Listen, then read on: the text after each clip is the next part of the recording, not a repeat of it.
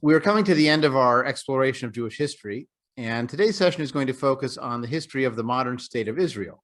Now, to do justice to that topic in such a short time period is really not possible, but we'll do our best. And for those who are interested in reading more, I would recommend a wonderful one-volume history.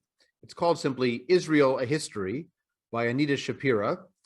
It's only, 450 pages or so. So as a national history, that's not bad. I also have one that's 1,000 pages by Howard Sacker, if you want that. But I think the Shapira one is good. And what I really like about Shapira's history is that she combines cultural history with wars and big events and politics history. So you get really a sense of what's happening on the ground and in the cultural developments.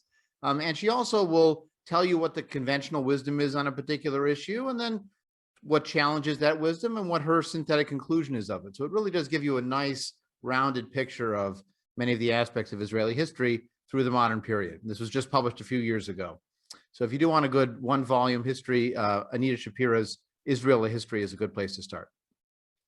Part of the challenge in studying Israel is that we often will project our current politics and our current realities backward on the founding period or even the before the founding in 1948. And so it's somewhat unfair to do that. You know, people don't know necessarily how things are going to turn out in the future. Supposedly prophecy left Israel a long time ago. On the other hand, when we look back at a distance, sometimes we have the clarity of hindsight and we can get a fuller understanding of the events or the implications of those events. And we can also analyze knowing more than the people might have known even at the time. We have access to archives and classified documents that become unclassified. Anecdotal history is what you remember happening, but that might not have been what actually happened when we get the fuller picture of history with a broader perspective. And one example of this that really drove it home to me on this particular topic was when I was in graduate school. I had a wonderful class with Professor Carol Bardenstein at University of Michigan on the Arab-Israeli conflict in Middle Eastern literature, where we looked at poetry and short stories and novels by both Israeli Jewish writers, Palestinian writers, Arab writers from other countries talking about the conflict. So we got a lot of different perspectives. And she started the class brilliantly. She showed us 3 documentaries on the founding of the state of Israel, one from a pro-Israeli perspective, one from a pro-Palestinian perspective, and one that was somewhat balanced between the two. And what that demonstrated is that you can take the same events with the same players and tell them in very different ways with very different emphases and who do you blame and for what and what do you talk about, what don't you talk about. It really makes a big difference. And she did this because she knew that the class was composed of Jewish students, of Arab Muslim students, and of sort of American WASP students who didn't have a particular horse to root for in this classroom dynamic. And so she wanted both people to have their values affirmed and their narratives they had been taught from their communities affirmed, but also challenged and hear the voices of other perspectives on that event. So it might have been the first time that Palestinians ever heard of Israel referred to by a documentary as a Jewish homeland, as an ancestral homeland. And it was the first time many of the Jewish students ever heard of Israel referred to as a colonialist enterprise, because they had always heard it referred to as a homeland and going home. So learning the vocabularies, learning the different narratives was vitally important to understanding that. We'll actually be talking about that at a Shabbat service coming up later in May, close to the general calendar anniversary of the founding of the State of Israel, which is still marked by the Palestinian world as the anniversary of the Nakba, the disaster. Again, for Jews, it's celebratory. For Palestinians, it's a disaster, the power of narratives. And that can apply even to internal Jewish conversations about what Israel is like and what the nature of Israel was and its impact in Jewish history. For example, Israelis themselves and the Zionist movement saw Israel as a revolution in Jewish life. It was something radically new and different. So, for example, if you go and visit the Mount Herzl Military Cemetery, and you look at some of the tombstones from the War of Independence, the Sinai War, the earlier wars of the state, you'll see very interesting examples on the dates that appear, where sometimes if someone was born in the land of Israel, they have a birth date and a death date. But if they were born elsewhere, it has a date of immigrating to Israel or making Aliyah as the start date, and the end date is the date of death. So it's as if they were reborn when they came to the land. Very different understanding of the individual life cycle, right? As if it were a radical rebirth revolution. On the other hand, Sherwin Wine often noticed an interesting quirk about Israel. He once wrote that Israel is the odd homeland where everybody asks, so where are you from? You know, normally a homeland, you all say you're from here, but in Israel, most of the Jews there, certainly in the early years of the state, were from somewhere else, even if they claim to be going home. And as we'll see, there's an ongoing tribalism of the different sources of origins for Jewish populations. Now, we talked more in an earlier session on Jewish nationalism about the Zionist movement, its varieties of ideologies, and we even talked a bit about the Balfour Declaration. So we're not going to rehash that material today. But I do want to jump back a little bit before the Balfour Declaration because some of the practical on-the-ground steps were being taken beginning in the 1880s. Now, there had always been Jews living in the land of Israel, and many pious pilgrims had moved there to die at the end of their days. There were native Mizrahi Eastern Jews or Sephardic Jews who'd been living there for centuries. But the growth of a movement toward a modern Jewish state, particularly with a European background, starts in the 1880s. And one of the first innovators of this is a man named Eliezer Ben Yehuda, who was born Eliezer Perlman in Vilna, which was a major center of Jewish learning. But in 1881, he moved to Jerusalem, receiving a job teaching at an Alliance Israélite Universelle school, trying to modernize the Eastern Jews. And when he was there, he became committed to the idea of creating a new modern Hebrew language. One of the major innovations was he wrote a dictionary, where he had to come up with all kinds of new words, like the word for train. So he took the word for chariot, which was rechev, and made rakevet, which became the word for train. Later on, they would take the word for to think, chashav, and make the word machshev, which is a computer. Or car is the word for cold, so a mekarer is a refrigerator. So you take the old roots, you make them into something new. My favorite example is there's a word that appears in the book of Ezekiel that only appears once. It says chashmal. And it says the chariot that Ezekiel saw was surrounded by chashmal. And it was always understood as some kind of like electrum, bright light. In modern Hebrew, chashmal means electricity. So believe it or not, Ezekiel saw a plug-in hybrid vehicle or whatever the power system was. But that's part of Eliezer Ben Yehuda's project, was to make Hebrew work as a living language today, not just as an ancestral language for prayer and in fixed forms. He, in fact, raised his son in his home to only speak Hebrew. He required his wife to only speak Hebrew to their son, even though her Hebrew was not as good as Eliezer Ben Yehuda's Hebrew. And after a generation or so of other people moved by his fervor, it led to a real conflict within the community. There was, in fact, a famous language war in 1913 at the new Technion University in Haifa, which was founded as the preeminent engineering school in the nascent Jewish community. The question was, what would the language of instruction be at the Technion? Would it be Hebrew, or would it be the language of science in 1913, which was German? In the end, they decided on Hebrew, but it was a very controversial issue because the younger generation said, we're pioneers, we're reestablishing the land, we want to reestablish our ancestral language, and the professors all spoke German, and probably would have been easier for them to teach engineering and math and science in German. But that was the inevitable process of reestablishing Hebrew on the land as a living language. Now, this time period before 1917 was called the Second Aliyah, and there's different waves of Jewish immigration. There was the first Aliyah beginning in the 1880s, the second one in 1904 to 1914. I'm not going to get into the subtleties of each wave. We don't have the time for that. But the Second Aliyah is particularly important from 1904 to 1914 because it represents the founding socialist ethos for the first few generations of the state. The first kibbutz is founded in 1910. Near the Sea of Galilee, called Degania.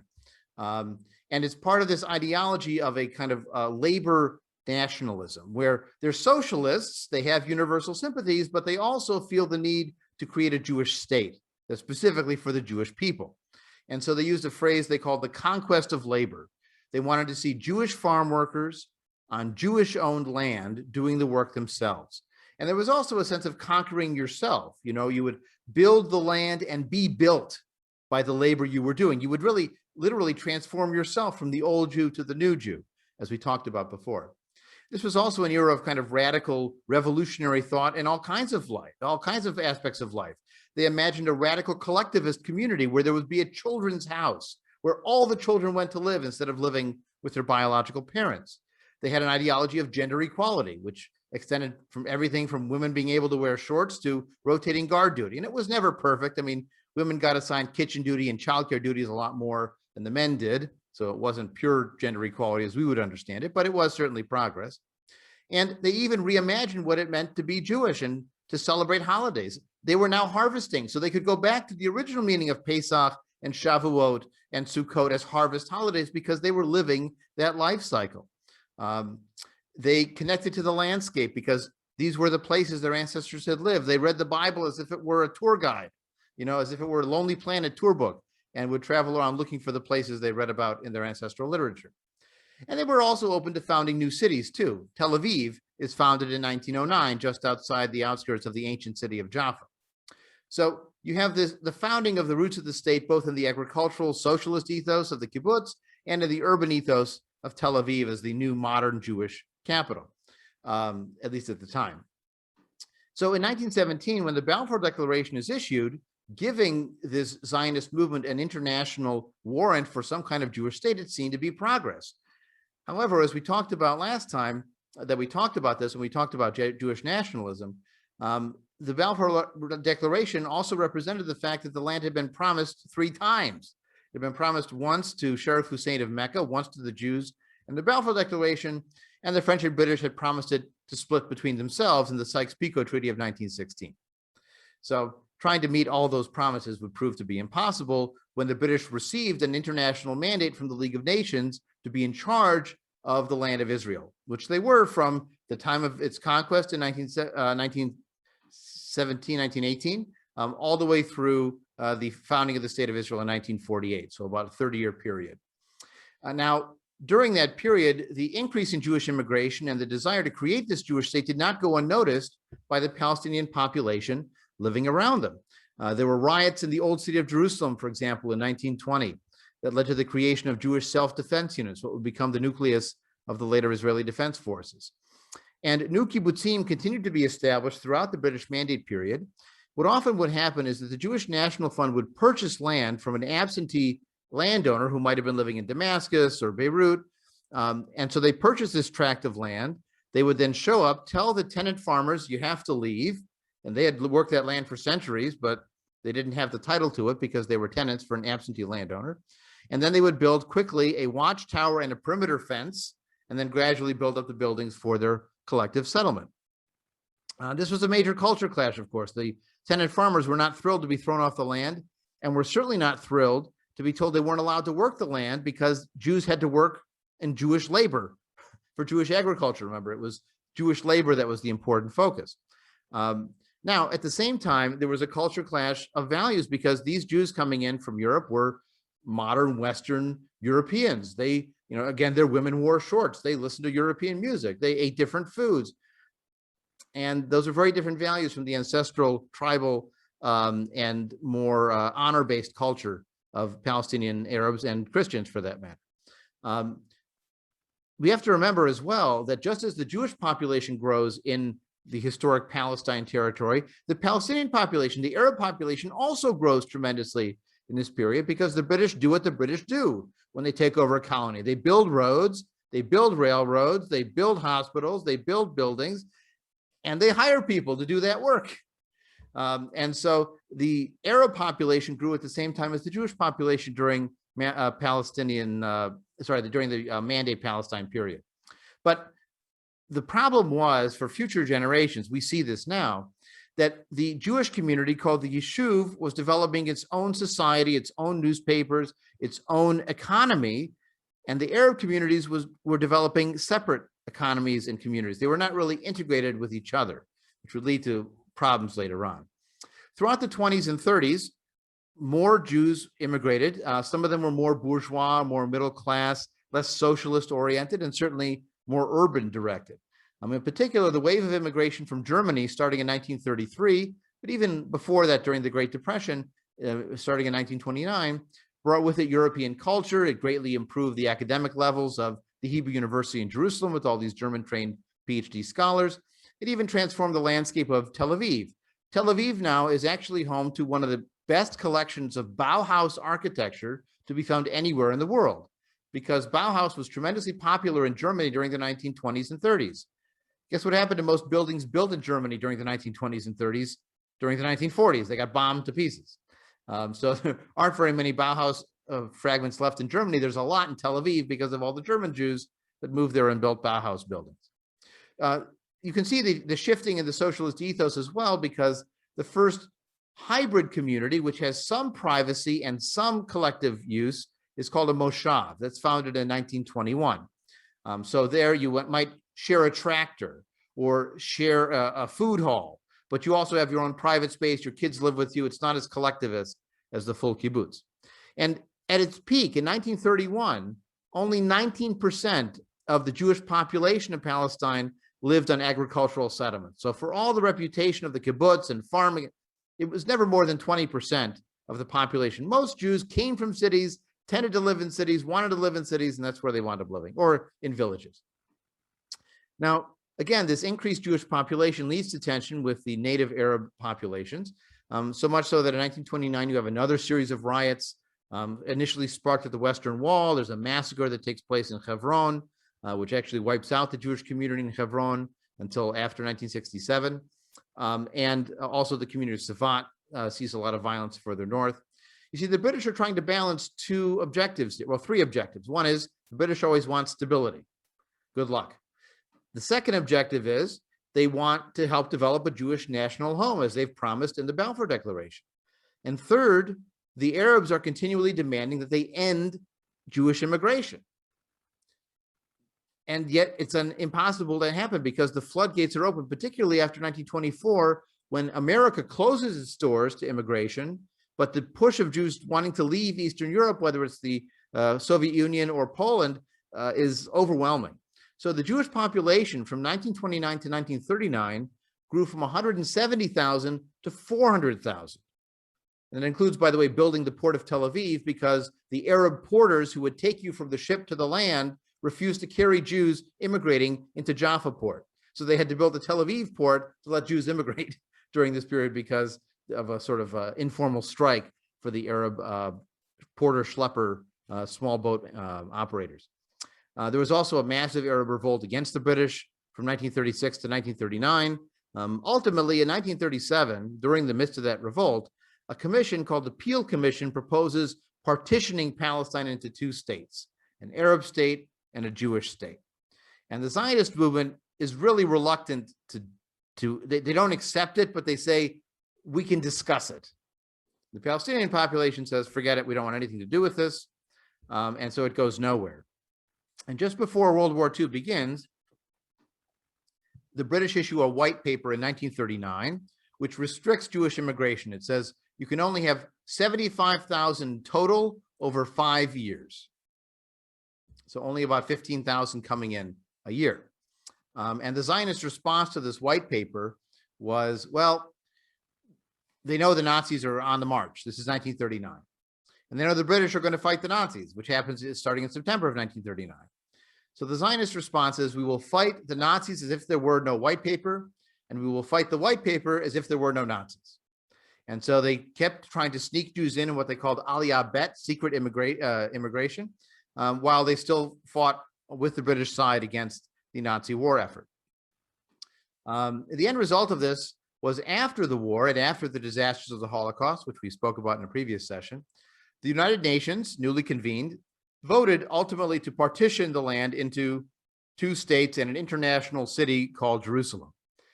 And if you look at a map of that partition, which I don't have time to show today, you'll see how totally unrealistic it was in terms of real borders, especially if there was expected to be any hostilities. And there were. In fact, fighting began immediately after the vote between Jewish attempts to supply the Jewish parts of Jerusalem, attacks from villages along the road, attacks on various communities, sometimes attacks in both directions. It was quite a mess. But in the end, in May of 1948, the provisional government declared the Israeli Declaration of Independence, what they call in Hebrew the Megillat HaAtzmaut, the Scroll of Independence, using that same word Megillah that you hear for Esther. They call it the Scroll of Independence. One of the interesting details I found out recently, by the way, is because they were finalizing the text, what the people actually signed was a blank piece of paper. And then they had a calligrapher come in and do a very fancy version as the formal version, but they actually signed a blank piece of paper for the Declaration of Independence. I mean, amazing that they would do that. And it's also amazing that it came together because you had religious Jews, you had secular Jews, you had socialists, communists, capitalists, all having to agree on a particular statement. It's one of the reasons why they never developed a constitution, because they could never come to an agreement on what's the role of human law versus divine law and Torah law. And so they never, Israel still doesn't have a constitution. So here's an example of the Declaration of the State of Independence, the State of Israel's independence. And I want to take you through some of the key clauses in it as we think about how truthful is this and what are some of the ideologies that are part of this. So it begins by saying, Eretz Yisrael, the land of Israel, was the birthplace of the Jewish people. Here their spiritual, religious, and political identity was shaped. Here they first attained to statehood, created cultural values of national universal significance, and gave to the world the eternal book of books. Now, some interesting details here. First of all, it's claiming that the last time we were here, look at all the things we did. We made universal values and we wrote the Bible. So shouldn't we be allowed to have a state? Look at what we did the last time. But also notice, it's the Jewish people gave to the world the eternal book of the book, not God. It's the Jewish people. You can hear that secularism already in the very first paragraph. After being forcibly exiled from their land, the people kept faith with it throughout their dispersion and never ceased to pray and hope for their return to it and the restoration in it of their political freedom. That is true in terms of messianic longing, but it's not anything they were working actively for all those centuries until the modern period. Even though it says here, Jews strove in every successive generation to reestablish themselves in their ancient homelands. Well, sort of. I mean, some did in small numbers, but not to create a new state. In recent decades, this is true, they returned in their masses. Pioneers, Ma'pilim, which are the sort of secret sneakers and defenders, they made the deserts bloom, they revived the Hebrew language, they built villages and towns, they created a thriving community. So these are what we've already done. Look what we've already made on the ground. We already have a state, is part of the argument. Loving peace, but knowing how to defend itself. This phrase still brings a cringe. Bringing the blessings of progress to all the country's inhabitants. This is also known as white man's burden in the British Empire. The idea is that we brought civilization to the benighted backward people, and so that's part of the benefits they claim to have brought. They're aspiring toward independent nation. That's their goal, is to have a state, and they were working and doing things on the ground that were of benefit to the land and even to the other peoples who were already there. It references the founding of the Zionist Congress by Theodor Herzl, the Balfour Declaration, the League of Nations. It references the Holocaust as well.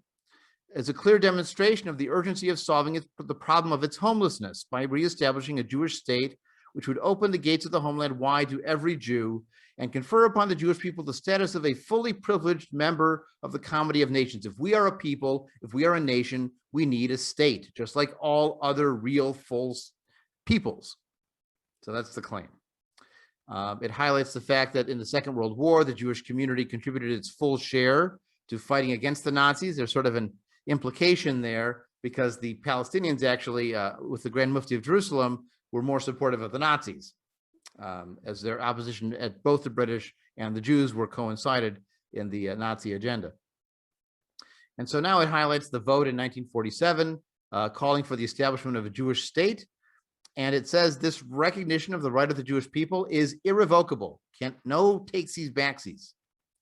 And so they declare in the capitalized text, by virtue of our natural and historic right on the strength of the resolution of the UN General Assembly to establish a Jewish state in Eretz Israel, they didn't call it Jewland. They decided to use the ancient name of Israel. And they declare the establishment of government and when elections are going to be held and so on. Here's sort of their vision of the state. It will be open for Jewish immigration and the ingathering of the exiles. It will foster the development of the country for the benefit of all its inhabitants, not just Jews. It will be based on freedom, justice, and peace, as envisaged by the prophets of Israel, who could be a bit bloodthirsty at times and they're against their enemies, but leave that to the side for now.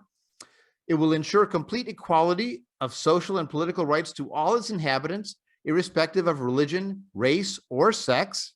That's something that even the US Constitution doesn't have. It will guarantee freedom of religion, conscience, language, education, and culture. It will safeguard the holy places of all religions and be faithful to the principles of the Charter of the United Nations. And they appeal to the UN to help the Jewish people in building up its state. They appeal to the Arab inhabitants in the state of Israel, even though they've been attacking us, it says, to preserve peace and participate in the upbuilding of the state on the basis of full and equal citizenship and due representation in all its provisional and permanent institutions. I mean, this is, in the end, the paradox of a Jewish state offering full and equal citizenship to non-Jewish citizens. You know what the flag of Israel is, right? What's on it?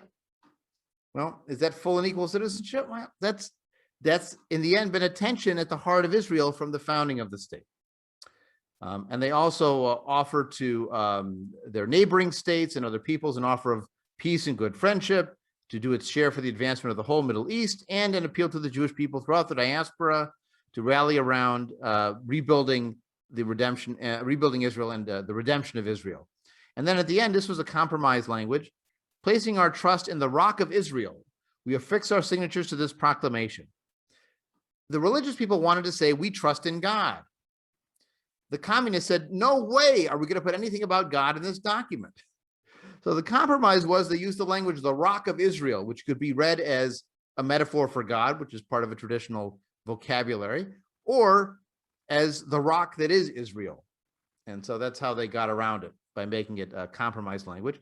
And to this day, the Israeli independence celebration is on the Jewish calendar on the 5th day of ER, which is why it was in April this year. In other years, it's further back. But the Palestinian marking of the Nakba, the disaster of the aftermath of this Declaration of Independence, they mark on the 15th of May in the general calendar, not tied to the Jewish calendar. But with the founding of the state and the Declaration of Independence, we now have a new kind of Jewish history we haven't had for many centuries.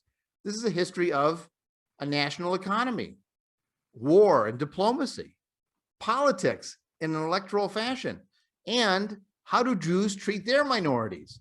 These are all new challenges that we haven't really been prepared for in terms of Jewish culture and identity. So going briefly through that war and events history, that War of Independence initially was thought to be a David versus Goliath battle, and it was in terms of numbers. But actually, the Jewish forces had shorter supply lines. By the second intermission, so to speak, they had a couple of armistices. They had resupplied themselves of military hardware and so on. So they were actually somewhat better supplied than some of the Arab forces. And they had a large number of veterans in their population who were very motivated, where a lot of the Arab fighters were more irregulars, less disciplined armies, and were not as successful. So in the end, it wasn't as much of a David and Goliath as people think, but that's, again, that archival research that lets us know a bit more about how things develop. There were absolutely cases of Jewish expulsions of Palestinians, of violence against Palestinian villages and so on. There were also plenty of atrocities done by Palestinians and Arab armies more generally against outlying Jewish communities, and attacks on Red Cross convoys and all kinds of things like that.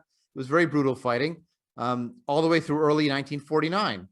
So almost a full year of war. And during that War of Independence, Israel lost about 1% of its population, almost 6,000 dead as casualties. Now, the Palestinian refugees, some of them left by choice to avoid an active war zone. Some of them were encouraged to leave by Arab propaganda. Some of them were driven out by Jewish security needs. But the end result was that the Jewish territory that Israel wound up controlling, which was larger than the partition plan, originally would have had maybe a 60-40 Jewish to Arab split. But after all the refugees left and new Israeli immigrants began to come in immediately after the founding of the state from survivor camps in Europe and from Yemen and from Iraq and the first waves of immigration, you wound up with a state that was 80% Jewish and 20% Arab. And so Israel had no motivation to let the Palestinian refugees return. And you also have to understand the context of the time, because this is when, for example, they shifted the borders of Poland and Germany. And there were millions of ethnic Germans who wound up having to leave where they had lived, which now became part of Poland. You had massive population transfers in India and Pakistan with the founding of those two countries along sectarian religious lines, and millions of people moved, and there were terrible casualties and hardships, but they were resettled in the new countries. In the aftermath of the Greco-Turkish War in the 1920s, there was a massive population transfer. So Israel's expectation that the Palestinians would simply be resettled in their new countries as just more Arabs was not out of nowhere. However, the Palestinians had aspirations to return to where they were from. Some of them even carried their keys with them to their houses and apartments, which they've kept many generations later now. So that's why, for example, the Israeli population sees it as their home, but the Palestinians see it as their home as well. And you can have the same holiday, Independence Day and Nakba Day, marked in very different ways. Now, I alluded to the immigration of new immigrants to Israel. There were tens of thousands of Jews who came, whether they were leaving the communist bloc, survivors from the Holocaust, coming from Yemen or Iraq, and later from Morocco, North Africa, Iran, over many generations over the next 60 years. The earlier immigrants had been from Europe. 90% of them had come from Europe. Now, the vast majority of Jews coming in were coming from Middle Eastern countries or Central Asian countries, which did not have a deep democratic tradition behind them. And they wound up settling in transit camps. I mean, Israel's population doubled in its first 5 years. I mean, that's almost unheard of. So they had no ability to resettle and house these people. So in the end, they wound up staying in transit camps and tents for far too long. And a slogan shared at the time was, Israelis love immigration, but not immigrants, just because of how they were treated. Now, founding this government was particularly complicated because, as I said, you had all these religious and secular parties, and the secular parties were split between the capitalist ones, the socialist ones, the communist ones. So in the end, the governing coalition was made by the socialists, not communists, along with religious parties. And they made a compromise.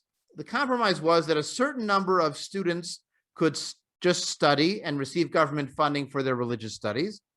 The state would observe Jewish law, so state institutions would close on Shabbat. The army would follow the laws of kashrut so that religious Jews could participate in the full spectrum of the government society. And they left the Ministry of Religious Affairs in Orthodox control to be able to decide personal status questions like who was Jewish, or whom you could marry and where you could be buried and who could be buried where. That was a government department, and that was assigned to the religious. And ultimately, they divided the educational streams into three. There was a state secular school for Jews. There were Arab schools for Jews as well. And there were state secular schools for Jews. There were state religious schools for Jews run by the chief rabbinate. And then there were the non-state religious schools run by the ultra-Orthodox, who wanted nothing to do with the state rabbinate because they weren't Orthodox enough for the ultra-Orthodox. I will also point out that the Arab population in Israel lived under direct military law, not civilian government, until 1966.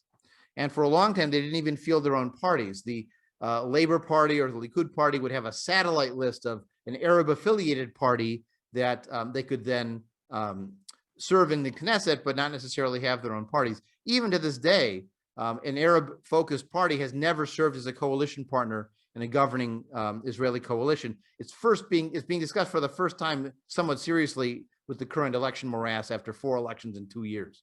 But it's the first time it's really been raised.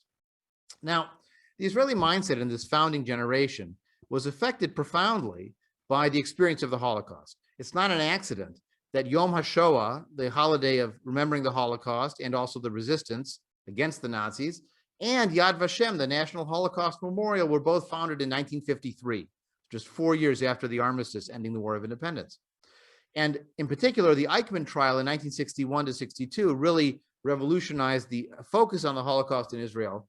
So to this day, on Holocaust Memorial Day, they blow an air raid siren for 2 minutes, and everybody, just about everybody, stops, People, if they're driving, they pull their car over, they get out of their car and stand up. It's really a national public memorial, and it's part of their consciousness of here's why we're here and here's what we want to avoid at all costs. We'll see that come back a little bit later in politics. Another major part of who they were was the concept of the return of the exiles, a homeland for all Jews.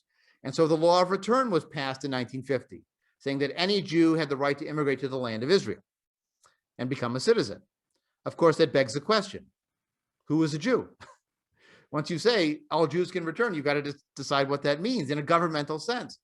And so what they wound up doing after a series of cases, including a famous one with a Catholic priest who had been born Jewish and wanted to immigrate under the law of return as a Jew, and they were sort of torn because, well, he was born Jewish, but he's a Catholic priest. Head explode. In the end, they amended the law in 1970 to clarify that you could not belong to another religion and still be Jewish, but that you had to both follow the Orthodox law to be registered as Jewish, and you could follow the Nuremberg laws and have only one grandparent Jewish to be able to come as a citizen, as a refugee. So they would save the life of anybody who was even the grandchild of a Jew to become a citizen of Israel, but to get registered as Jewish by the Ministry of Religious Affairs, you'd have to follow the Orthodox definition of your mother being Jewish.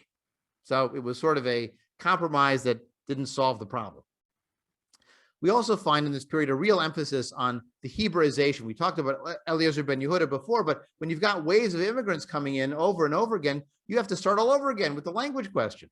And so there's a famous poem by the Israeli poet Yehuda Amichai, where he describes how he was dating this woman and they were all transported with fervor because of the Declaration of Independence.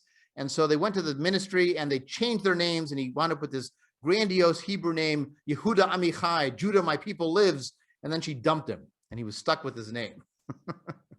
But that was part of the fervor. David Ben Gurion was David Green. He became Ben Gurion, and many other people like that. And there was even a real opposition to using Yiddish, which was the old country language, the Holocaust language, the dead language. And they actually worked against allowing Yiddish to be part of the Israeli community. And finally, the emphasis of putting down your roots of the land was deeply connected to the Israeli mindset. They emphasized studying the Bible. There was a national Bible literacy competition among secular and religious Jews, and a real emphasis on archaeology and digging up the sites, in particular the site of Masada, which was the moment of the last Jewish free independence during the Great Revolt against Rome. They made that a site of national pilgrimage and focus. Now, there were other wars, of course, to be fought. Only 7 years after the War of Independence, it was again a war, this time in the Sinai. And in this case, the Israelis were being used by the British and French as a tool to possibly take over the Suez Canal again, which Egypt had nationalized. Unfortunately, that really led impetus to the accusation that Israel was a colonial project of the Europeans because they were collaborating with the Europeans. But there had been a series of incursions and attacks back and forth across the border with Gaza and in the West Bank into Israel proper as well. And so the Palestinians, or their Fedayeen, their sort of terrorist shock troops, would sneak across the border and kill somebody or kill a few people or plant the bomb, and then Israel would cross the border again and kill some people on that side. Today it's done with rockets, but it's the same dynamic that's been happening for 2 generations at least. What really changed in Israel's fortunes was the 1967 Six-Day War, where they were able to conquer the Old City, the West Bank and Gaza, and the Golan Heights in the north, on the other side of the Sea of Galilee, and the Sinai Peninsula itself.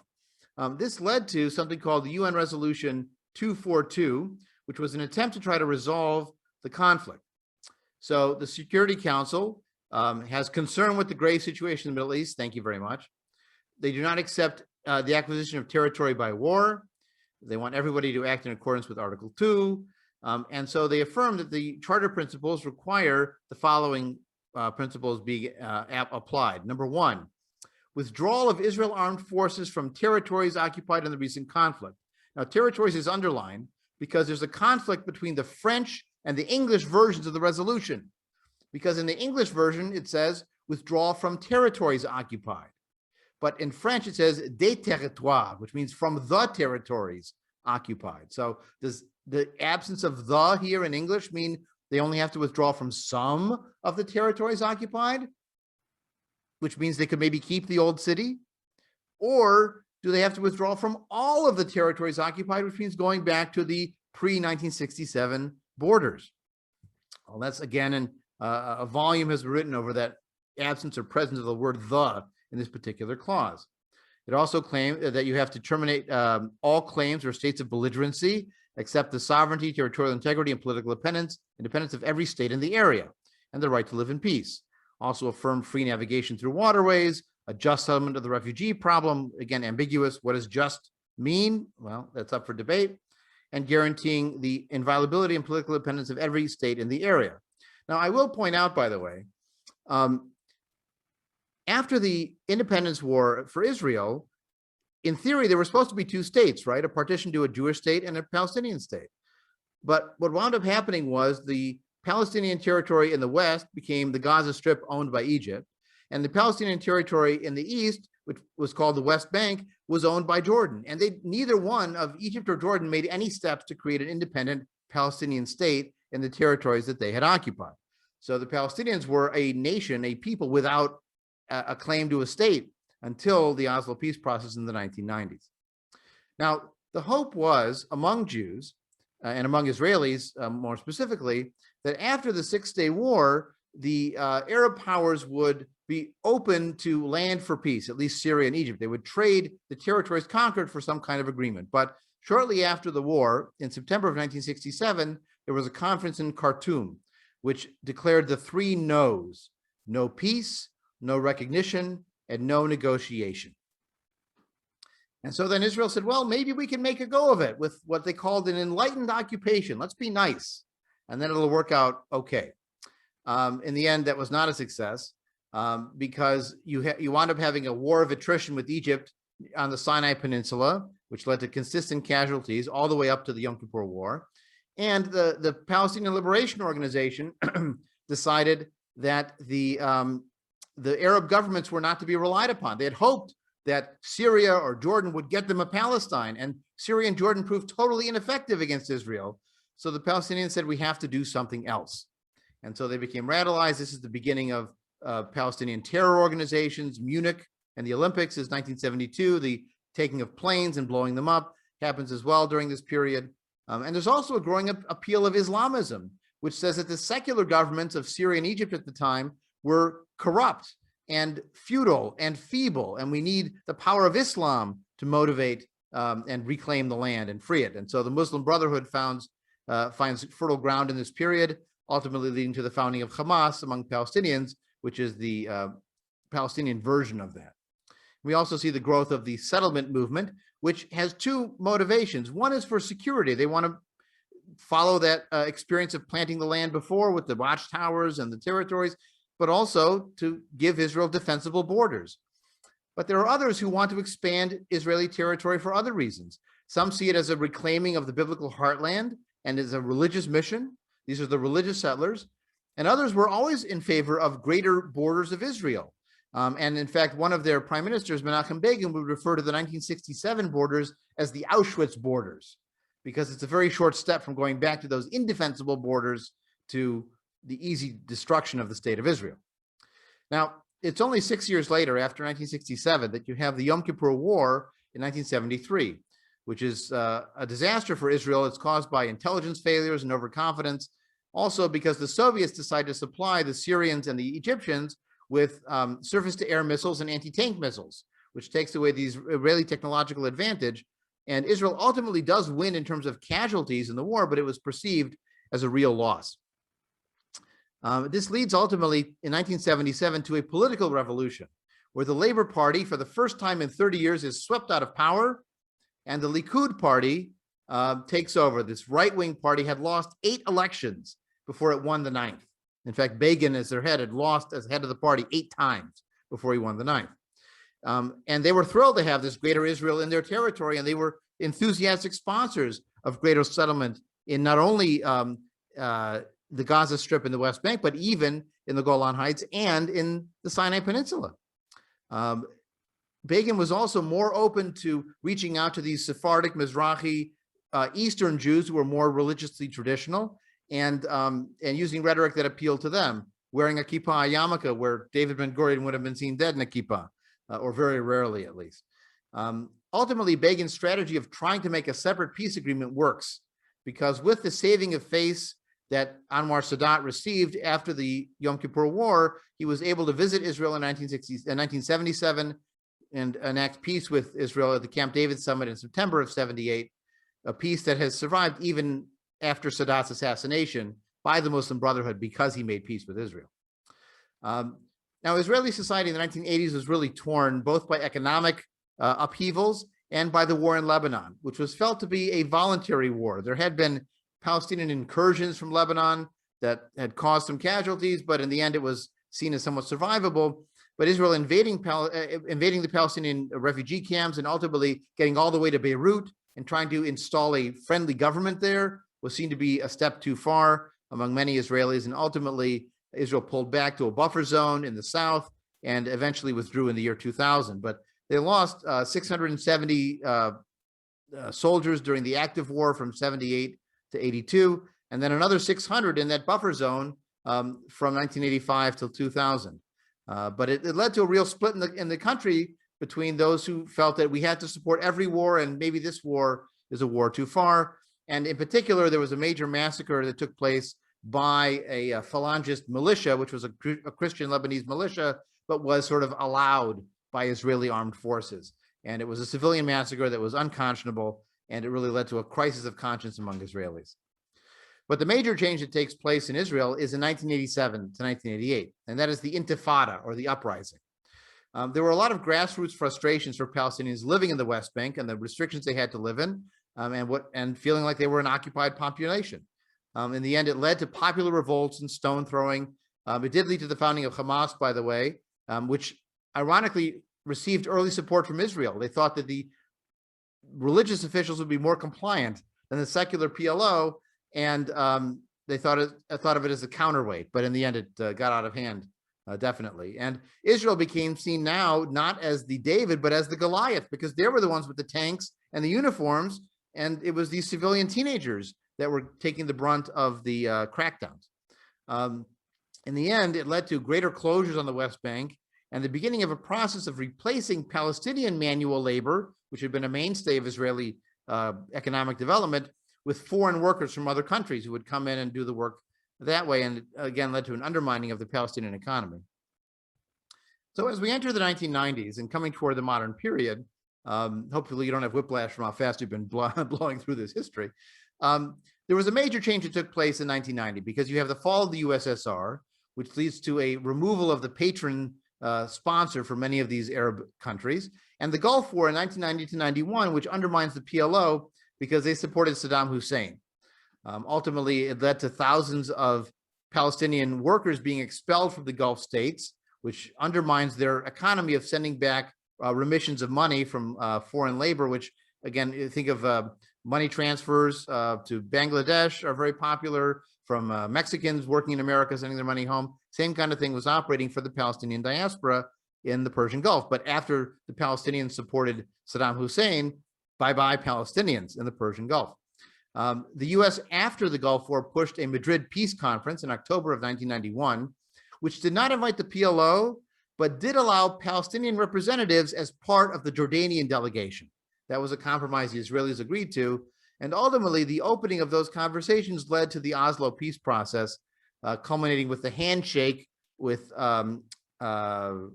Rabin and Arafat and Bill Clinton on the lawn of the White House. Even though the Israelis and Palestinians had worked it out themselves, Clinton was just there to take credit at the end. Surprise, surprise. Now, the approach of Oslo was a gradual process to build confidence with small steps and cover the hard issues later. So it starts with recognizing each other. So, for example, that Security Council Resolution 242, the PLO had rejected it because it accepted any Israel from 1968 all the way to 1993. And part of Oslo was accepting the 242 resolution, which accepted there being some kind of Israel. So they started with recognition, but because they didn't talk about borders or Jerusalem or water rights or the refugees, both sides could have kind of their maximalist fantasies of how it was going to go. And when it got down to the brass tacks of what are the borders going to be, and what's going to happen with the refugees, and what's going to happen with water rights, and what's going to happen with Jerusalem and the capital, they ran into the impasse of conflicting expectations. Ultimately, Yitzhak Rabin's assassination in 1995, the rise of suicide bombing and terrorism from Palestinians who felt there was no other alternative, or who felt they could move the dial in their direction in terms of negotiations, led to the election in 1996 of Benjamin Netanyahu, who served first from 96 to 99, and then again from 2009 until the present day. I mean, I could check my watch and see if he's still prime minister, but so far he is. But in the end, they were coming from very different perspectives. See, from the Palestinians' perspective, any Israel was already a compromise. And so they were unwilling to compromise beyond the 67 borders. And Arafat was afraid of signing any kind of peace treaty that was less than that because he'd always promised them everything. And on the other hand, Israel was very optimistic about this new Middle East and the new Middle East of economy and trade, but other countries weren't so thrilled about having their citizens see Israel's democracy as a model when they were living under autocratic Arabic governments. And on the flip side, how realistic were those Israeli proposals anyways? Were they really looking for a viable, contiguous Palestinian state that could have its own army? Could it have its own airport? Or would it be a little island, a donut hole that had to be surrounded by Israel so it had no border controls and no controls of an airport or anything else? Everything had to go through Israeli control. Is that independence or not? Well, there were very different expectations. In the end, the Camp David negotiations in the year 2000, followed by negotiations in Taba in Egypt, collapsed with the rise of a second intifada called the Al-Aqsa Intifada. And that in the end has led to the decline in Israel of the peace camp and the rise of an Israeli nationalist right. If you look at the breakdown of the parties, they're broken down as pro-Netanyahu and anti-Netanyahu. But if you broke it down on pro-peace or pro-two states and anti-two states, it would be overwhelmingly a majority who are not in favor of a two-state solution from this latest Israeli election, simply because they don't buy it. They don't believe it. They don't think the Palestinians are interested in that, that they have a credible partner to work with. Now, Israel today has undergone an economic revolution because now its economy is not based on agriculture, it's based on high tech and a service economy. This was abetted by the massive Russian immigration since the 1990s of over 1 million people, 60% of whom had university degrees. And so that's where the Israeli high-tech boom, the startup nation, really came from. It's from the Russian Jews coming there. Today in Israel, you have 9.2 million residents. 21% of them are Arab, which includes both Christian Arabs and Muslim Arabs. 74% are Jewish, and 5% are other, which includes migrant labor and African refugees, and academics on sabbatical.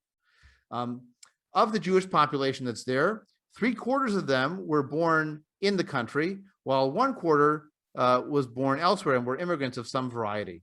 And so if you look at the breakdown of Israeli Jewish population by country of origin, you'll see that 1.6, this is based on 2010, 1.6 million of the Jews in Israel were born abroad, and 4 million of them were born in Israel. But still, it's a large proportion of that population that are immigrants. You'll notice the breakdown here. Asian Jews, that is Jews from Turkey, Iraq, Yemen, and so on, they're about 12% of the population. African, which is mostly North African Jews, and are 15% of the population, including about 2% who came from Ethiopia in the 1980s, but most of them came much earlier. You can see by the proportion of born abroad versus Israeli born, most of the Moroccan Jews, for example, who claim Moroccan origin, were born in Israel, but still an appreciable proportion were born in Morocco and immigrated. It's flipped when you look at the Soviet Union numbers, right? Most of those were born in the Soviet Union and came as adults or even as children, while a smaller number were born in Israel proper. But again, you've got about 1/3 of the Jews in the country who are from the European background or the Americas. And then you'll notice there's another 2 million or so that are born in Israel that don't fit into any of those categories, that are simply from some other community, or they're mixed. Maybe they have a parent from one and a parent from the other, or 3 grandparents from all different places. It's a very much more complicated state, which makes it harder to make the political coalitions necessary to govern. Well, this has been a whirlwind tour through the history of Israel. I know I've left out quite a bit. I know there's been some chats in the comments as well. I haven't had a chance to read while going through everything else. There are many challenges facing Israel today, which we'll talk about in our discussion section, but there's also challenges for Jews outside of Israel What is their relationship to this Jewish state? I mean, is it as simple as an Irishman in America walking in a St. Patrick's Day parade? Is it the question of dual loyalty to a state one has never lived in? It's not the same as someone born in Mexico and now living in Chicago. That's a different dynamic, because I've never lived in Israel, but I still retain the right to move there because of my mother and because of my ongoing Jewish identity and the fact I didn't join a rival team and become another religion. So it's an odd circumstance. The politics involved there, the communal politics in America in talking about Israel, the question of the law of return vis-a-vis the question of intermarriage. There are plenty of American Jews who would not qualify as Jews in Israel because of our greater acceptance here of a diversity of Jewish heritages, where there would be more problematic. And issues of religion and government and all kinds of other challenges to relating to Israel. So we'll talk more about the challenges in our discussion. But in the end, Israel is a success story, if nothing else, because it still exists. Has it made mistakes? Absolutely. Does it have democratic flaws? Absolutely. And so, by the way, does the US. I don't think there's any country that has a 100% perfect democracy. And so if Israel gets points because they have a parliamentary system instead of a two-party system, they get demerits because of the religion and government question, because of corruption and instability, as we're seeing in coalition building right now. In the end, it is a testament to the power of people to improve the world and to change things, because it was secular Jews that built the state of Israel in that founding generation. But it's also a testament to the power of people to mess things up because they have made plenty of mistakes along the way. And unfortunately, it's sometimes in other people, the Palestinians, who've paid the price for that.